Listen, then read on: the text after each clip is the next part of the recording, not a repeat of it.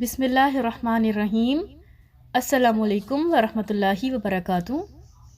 معزز سامعین، ایک بہت خوبصورت حدیث رسول صلی اللہ علیہ وسلم سنتے ہیں اور دیکھتے ہیں کہ پیارے نبی صلی اللہ علیہ وسلم نے وہ کون سے کلمات بتائے جن کے ساتھ مانگی گئی دعا قبول ہوتی ہے۔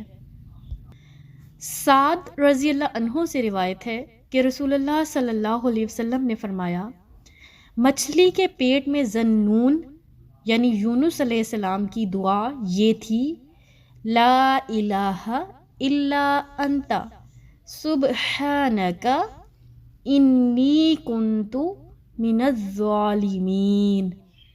تیرے سوا کوئی معبود نہیں، تو پاک ہے، یقیناً میں ظلم کرنے والوں میں سے ہوں۔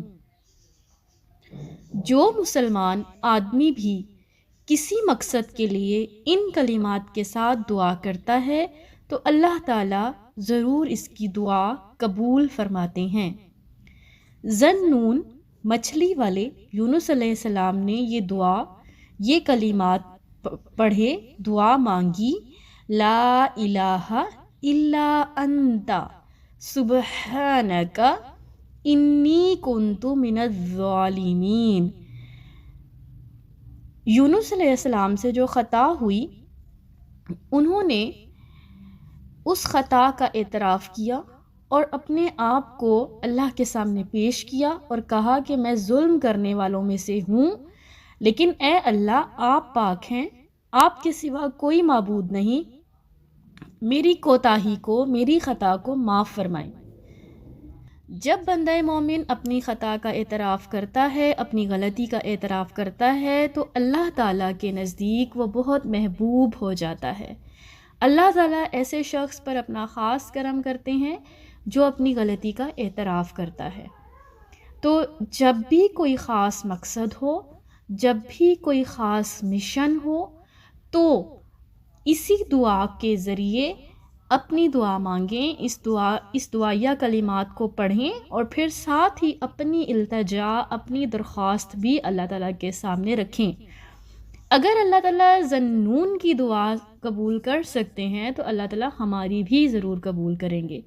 میرے ساتھ ساتھ دعا کو پڑھیے، لا الہ الا انت سبحانک انی کنت من الظالمین۔ ترجمہ: تیرے سوا کوئی معبود نہیں، تو پاک ہے، یقیناً میں ظلم کرنے والوں میں سے ہوں۔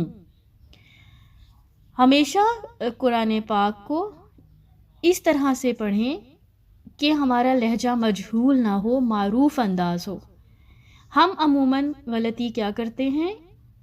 آیت کریمہ پڑھتے ہوئے لا الہ الا انت سبحانک انی کنتو نہیں ہے، یہ کنتو من الظالمین۔